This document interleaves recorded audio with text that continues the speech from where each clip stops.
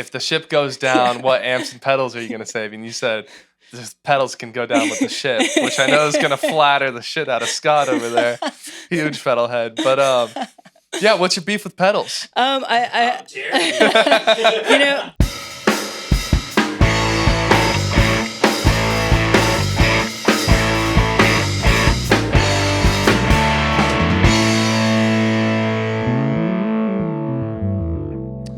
Hello, people of the world. Welcome back to another episode of Sam Sessions. As always, it's a special day back here to my right.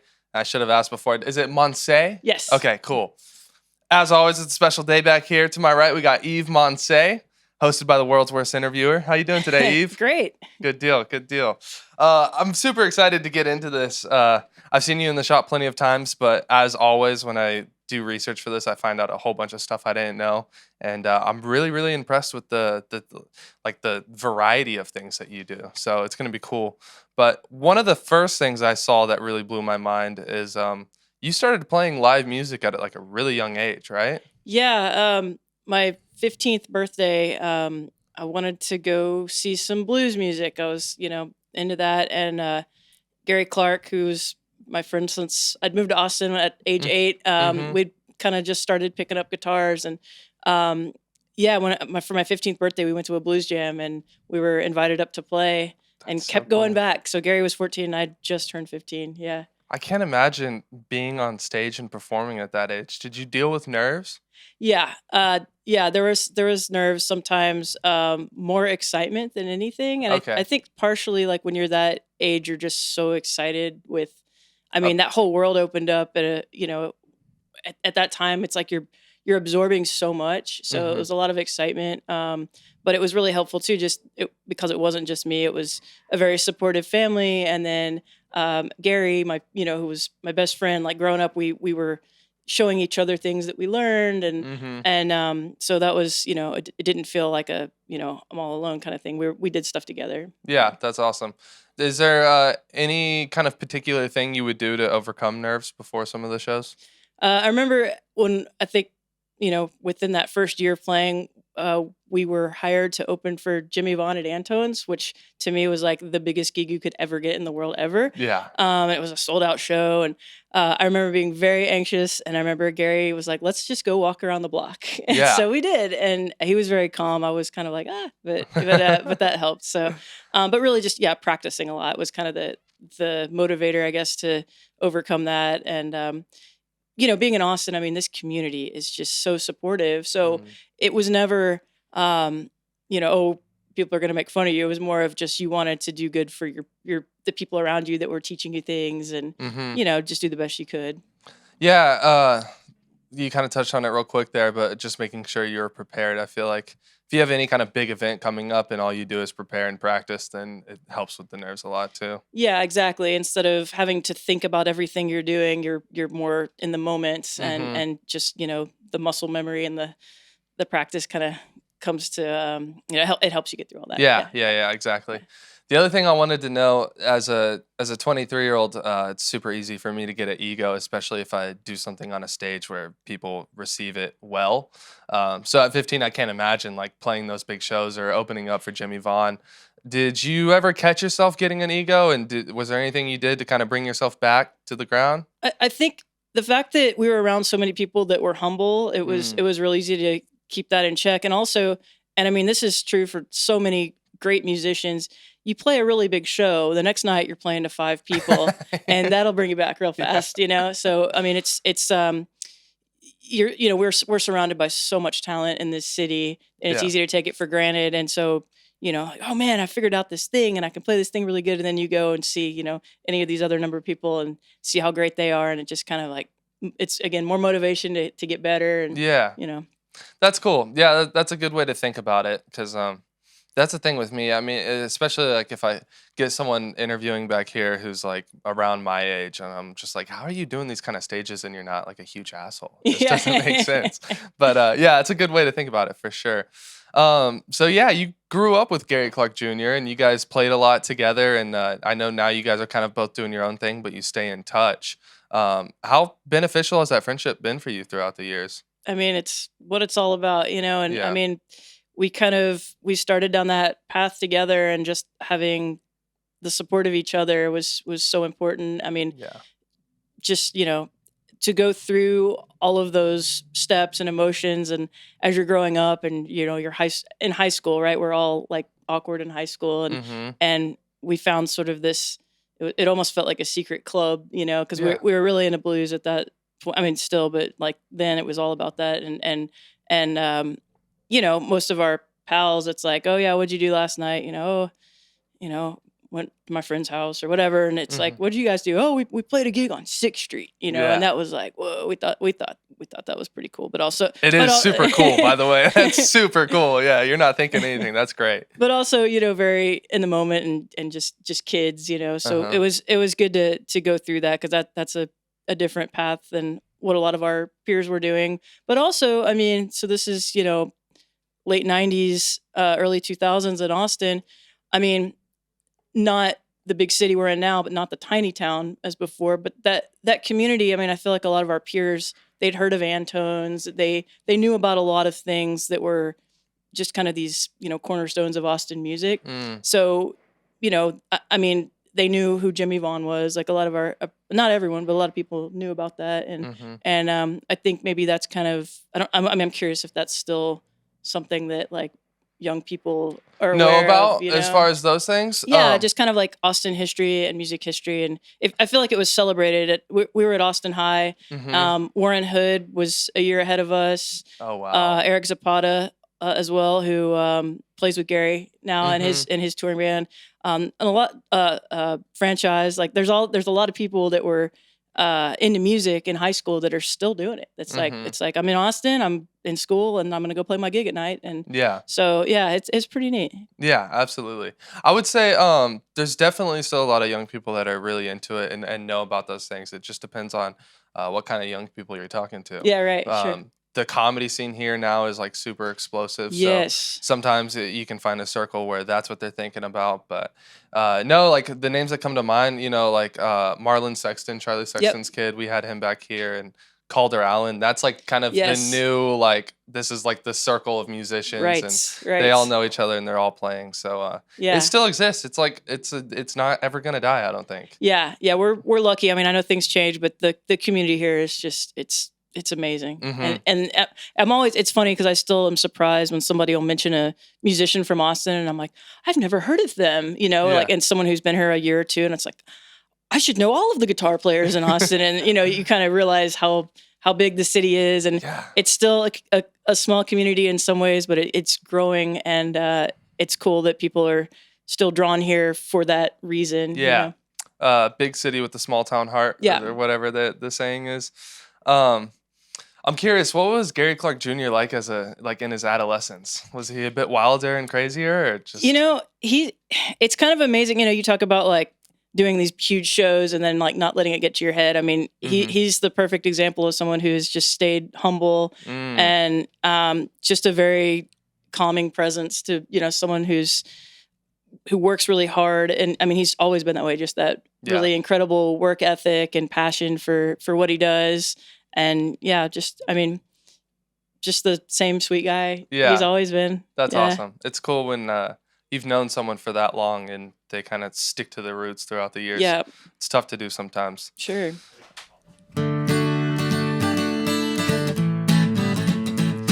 Like a footnote in a football magazine, overlooked, forgotten, left at the bottom. Another slinger out on the scene, mixed in the cauldron, I couldn't get a word in. Never really tried to make it, just get on by, take it. Confidence too low to shake it. Oh yeah, yeah. Staring down at the ground, shoes and feet. More time for learning. Shake hands, be certain.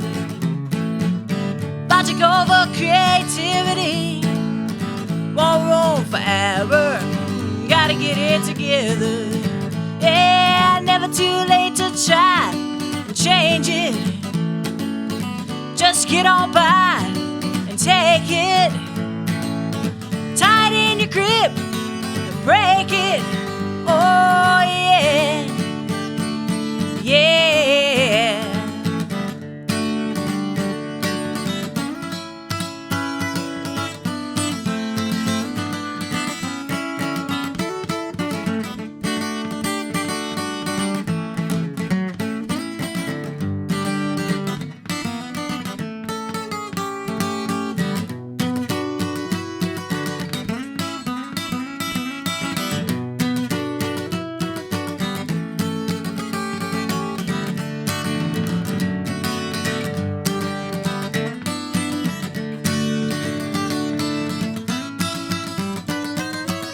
Hands in the air, feel the beat.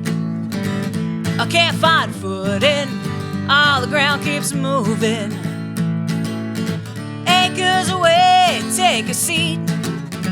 More obligation, oh, with no foundation. Oh, never too late to try and change it.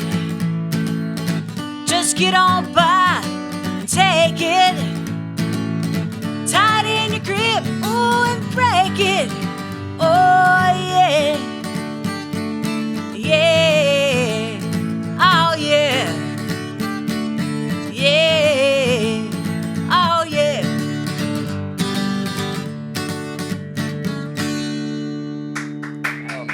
What are some of your, and I feel like we've touched on a few of them already, but what are some of your main influences when So, it comes to music? Yeah, growing up in Austin, I mean, there's no shortage of heroes around, and Denny Freeman was someone who I admired for many years, and then had a chance to play with him for 4 years every week at Antone's, and I mean, just he's so great and knows so much, but also was always very generous in the way he played and would show people things, and then early on, I mean. My dad took me to Antone's to see Jimmy Vaughn, and that's kind of what made me go, oh wow, because he played pedals, and prior to that, what I'd heard was all things that were heavily produced and lots of effects, and so to hear someone and watch someone that was just that tone, that really inspired me, and so yeah, a lot of the folks that played at Antone's early on were people who. I looked up to, and then to be accepted into that world was kind of the greatest compliment ever. Yeah, that's cool. This one's a bit more off the cuff, but you did talk about pedals briefly there. I was reading an interview question you had is, if the ship goes down, what amps and pedals are you going to save? And you said, the pedals can go down with the ship, which I know is going to flatter the shit out of Scott over there. Huge pedal head. But yeah, what's your beef with pedals? Well,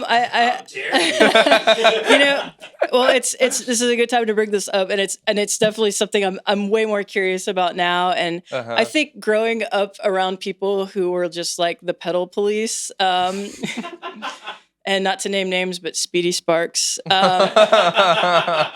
I mean, it's actually kind of. It's really good, I think, that I learned that way without, because if you rely, I mean, when I was probably 13, I had a distortion pedal, and I was like, and I thought it was really cool. But when I took it away, I was like, oh, I'm not playing this right, and so it exposed all that stuff. So to learn that way, I think was really good. And then it's fun. It's fun to hear different sounds, and I'll probably come in and ask you guys for some help and advice on some new toys. Scott's the guy for that. But no, it's a super interesting conversation to me. Like me and Scott talked about it like a week ago or so, but I was curious because I heard someone make a comment once where they're like, oh, I don't think he's very good. He just hides behind all his pedals. And I think you can kind of fall into that as a beginner if you rely too much on the pedals rather than just learning, the pure sound itself and playing that way. Right. So do you think that's been like a big help to you and your skill to leave the pedals at first and just learn how to play correctly? I think so, and I think it's helped me when I've been in situations where I've had to use someone else's guitar or amplifier, and just being able to adapt to whatever is there and just kind of go with, this is what I know. As opposed to like, I can only play if this is plugged in this way or whatever, But I mean, I love, I mean, there's so many cool sounds and so many cool pedals out there, and it's, I'm not trying to be closed-minded, No, and but so for a that's while. where it goes is, once you're comfortable with your craft, it's super great tool to expand it Yeah. and create new things. So, yeah, it's like it's kind of like a gift and a curse almost, I feel, for some people. Sure. But yeah, I just found it interesting because it's rare for me to hear musicians talk about leaving the pedals at home or whatever. So, It's kind of, I guess there's a little bit of pride in being able to just like be comfortable without, Yeah. and it's important to me to be comfortable without, but also, experiment from time to time. Yeah. Yeah. The next thing I wanted to talk about was your bandmate, your business partner, and your life partner, Mike Buck. Yes. That's impressive that you guys do all of those things together. And I guess the first thing I would say, how did you and Mike meet? We were kind of in the same circles, I guess. Just Mhm. Antone's. I would go to the record store all the time, and then the nightclub. He played there Yeah. a bunch. So just kind of we would end up on gigs together. Sometimes like somebody would hire each of us separately to play to back them up because Yeah. a lot of blues gigs are like that, where somebody will just kind of put a band together and Right. so yeah, just our paths would cross a lot. Hmm. Yeah. Yeah, it's cool. And so I know you're the co-owner of Anton's Record Yeah. Shop, which would mean I would assume you're pretty involved. What is the Are you able to like mix the two like very freely? Yeah, I mean, I feel like I don't know if it's just because it's music or what, but it all sort of overlaps, I guess, and a Mhm. lot like as far as the record store because it's records and we love records and we if we're out of town on tour we're hitting up record stores to Yeah. So a lot of it is because it's something we're passionate about. Anyways, we're like Mhm. really into the music side of the business, and then Mhm. I definitely do more of like the numbers stuff. Okay. He's more of like he's all about the records. So I do more of the spreadsheets and Yeah. fun stuff like that. I was curious how you guys kind of mix that up. Yeah. If you like divided the work that went into it. Yeah. And so, So that was actually like before, like years ago when they first started that band. They had a radio interview with Larry Monroe, and I think it was before they had a band name. And he said he called it. He was like, it's TG Bad, or he said 2 guitars, bass, and drums. And TG Bad. It was like a sort of, I don't know if it was intended to be funny, but it kind of is. Yeah. So yeah, I think they used to have Denny's name on the marquee for his gig. So they were just like, oh, we'll just go back to 2 guitars, bass, and drums for the for the nice. name. All right, I'll try another one here.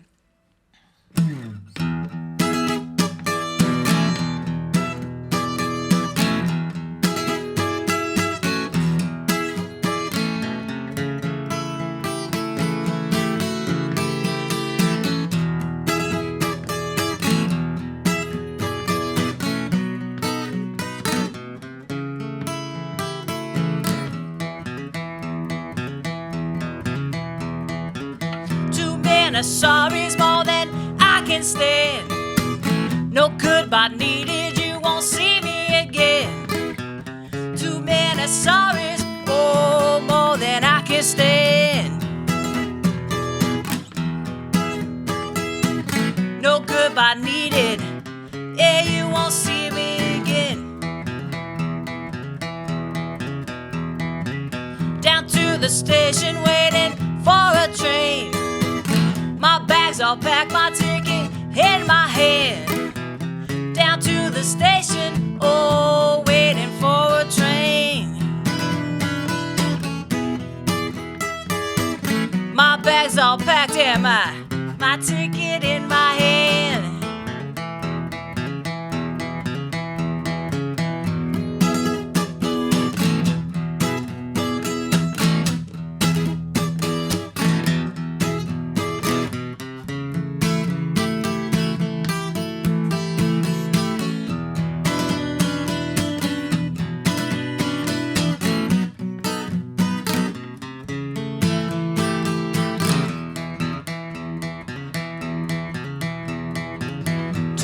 Sorry's more than I can stand. No goodbye needed, you won't see me again. Too many sorries, oh, more than I can stand.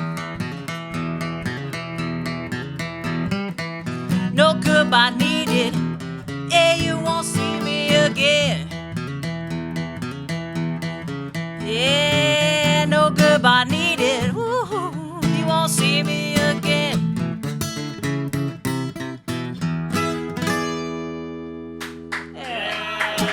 And so are you there working like pretty much every day or? I was for a long time. I'm able to kind of step back now. And honestly, like, the pandemic, a horrible time, of course, Yeah. but it made us rethink how we do a lot of things. And I was able to sort of figure out how to do my job remotely Mm-hmm. and set up a lot of things. Plus, we have an awesome staff, and we're able to step back a little bit more Okay. and let things run. I mean, but yeah, up until recently, I mean, we were there All the time. most days. Yeah, Yeah. long days after we close days. Working Yeah. at home. I mean, I'll do stuff. I'll be on my computer way too late at night. Putting in orders and stuff. So. Mm-hmm. I hear you. But I love it. It's like it's whether it's the store or gigs or whatever. It's all music, and I love it all, and it's nice to share that with someone. Well, it's interesting because it seems like the record shop is almost like a passion project more so than work. Yeah, it's fun, and I mean it was hard to keep it going for a really long time, and things are better now. Kids are buying records again, and it's not just an older group of folks buying records. It's everyone, and so they're kind of like a new fad almost. Yeah, it's really interesting, and I mean it's kind of been on the rise for a while, and the fact that we're near campus is great, and so for a while it was a lot of work and a real struggle to kind of keep it going, and it's more stable now, so it's fun, a lot more fun when things are going smoothly. I would imagine. Yeah. What if you had to give a piece of advice? What piece of advice would you give that you've learned being a co-owner of a business? I mean, it's hard to articulate, but I mean, just knowing that things are going to change and being flexible, knowing that you need to be flexible to, accommodate whatever is down the line, because it's really easy to get used to, okay, this is how it is. And then, you're thrown some crazy curveball, which can be any number of things. There's all kinds of, just being able to be flexible. Flexible. Yeah. It's cool because that kind of actually seems like a mainstay theme with being a business owner. That's actually the same thing my pop said when I asked him about running this place. Interesting. Like, you always have to be ready for change and to change with, your surroundings. So, right. It definitely seems like that's important. You guys also play together. Yes. You guys are musicians together. Yes. I always find musicians like the most intriguing, interesting people in any way possible. What kind of pros and cons come with playing the person that you're also married to? Pros, it's great to be able to talk about music all the time and come up with ideas for songs and gigs and all that. Cons, kind of the same thing, because sometimes it's hard to just turn it off and watch television. Sometimes you just need a break from all of that. I mean, and there's times where I'm just like, I can't right now. I need silence, because it's just.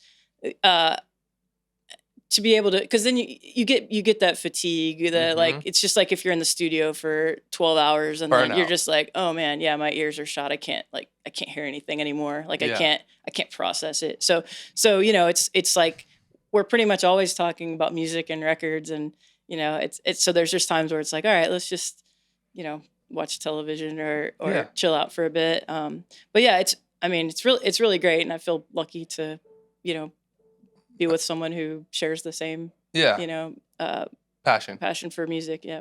Yeah, that's awesome. It's really cool to see that you guys have made it work, and I think it speaks a lot about both of you that you have been able to do so. You hear a lot of stories about it not working out so well, so that's good to hear, and it's like kind of gives you hope. What piece of advice would you give to an up and coming musician who's just starting to play live shows? Oh, geez, let me think. I think one thing that was really helpful for me was to practice to records at home, like to listen, to play along with a sound. If there was a sound in my head that I wanted to try to get, that would help. And that helped with rhythm playing. So just not just focusing on the solos, being able to play rhythm parts and play with other people, just making sure you're listening to what's going on around you and not just trying to play over things, but playing with other people. Yeah. And practice. Yeah. Of course. Final question here. Is there anything that you're still looking to accomplish in your music career as far as playing shows goes?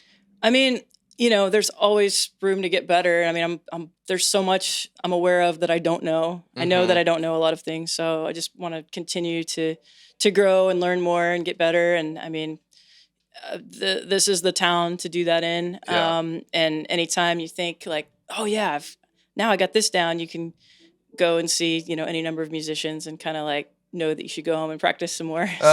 So yeah, I just, want to, I feel so fortunate to be here and be able to play with so many great people and play these amazing clubs that have been around forever. Yeah. And be part of that scene that I grew up going, wow. But yeah, I want to just keep doing it, keep getting better. Yeah. Yeah, it's good to always keep learning and growing. There's never really a time to stop doing that. Yeah. So it's great. Eve, thank you so much for doing this today. That Thank was you. a lot of fun. I Thank you. appreciate you coming on and doing this for us. Thanks for doing it. Yeah, absolutely.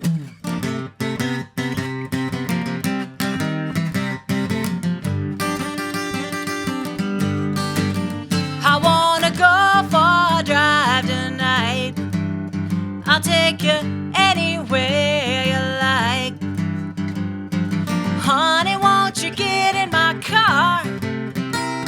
You know that I will take you far. I got you on my mind. I just wanna go for a drive. Down the highway at lightning speed. Darling, if that's what you need, we can take the back roads real slow. Darling, just let me know. I got you on my mind. I just wanna go for a drive.